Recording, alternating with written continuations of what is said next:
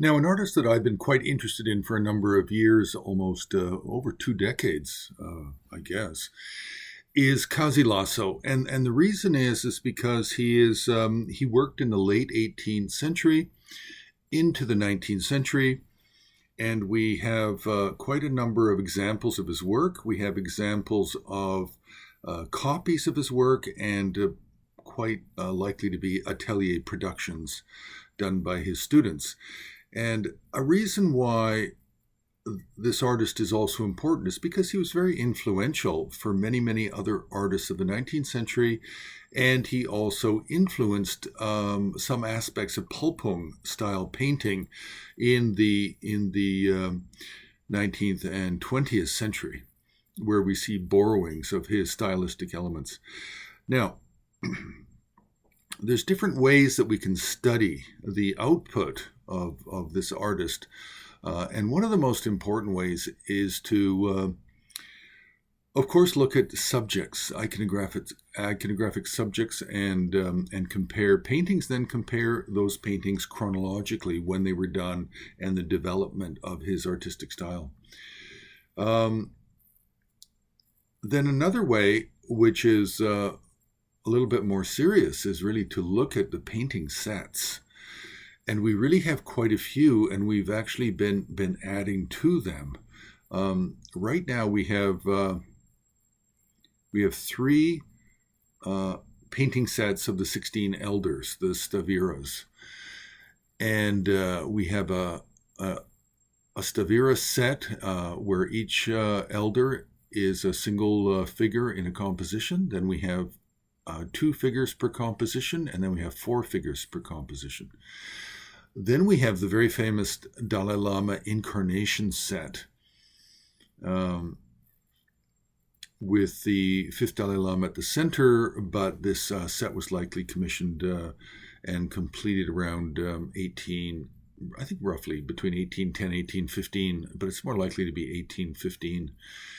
Then we have 3 sets of Mahasiddhas. We have one set of Mahasiddhas where each Siddha is a single figure in a composition.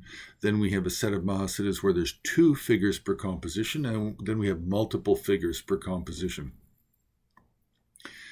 Then we have a kind of a Gelug protector set, and we don't know how many are in that. Then we have the famous Longdo Lama incarnation set out of Tibet House, New Delhi. And this is only really recently believed to be actually the work of Khazi Lhazo. So this is one of the new sets that's been added to it. Yes, of course, we've known about this Longdo Lama incarnation set for decades, but only recently have we really looked at it and said and thought that this really could be a product of Khazi Lhazo himself. Then we also have the Tatsak incarnation lineage set, which is, I believe, acquired by the Rubin Museum. And of course, this particular figure, who is the last individual in the set, is the 8th Tatsak, and he died in 1810, and he actually was the teacher and the employer of Khazi Lhazo. So then we have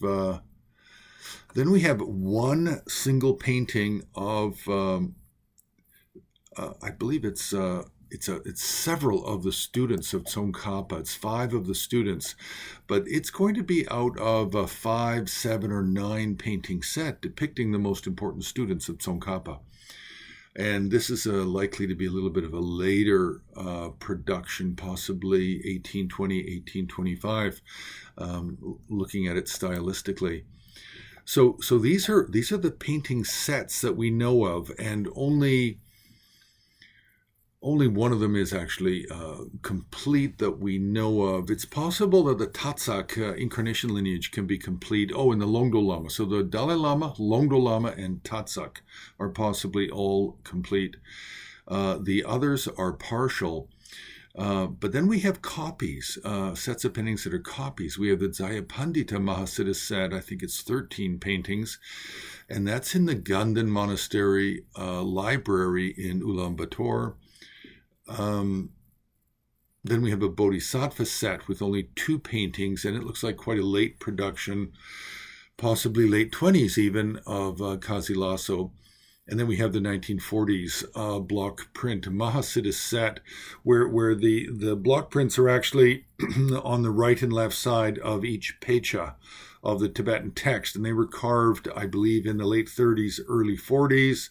I believe they're carved in Lhasa, but the artist was from Dingri. So we would have to check the colophon of the Prajnaparamita block print text to know for sure on that.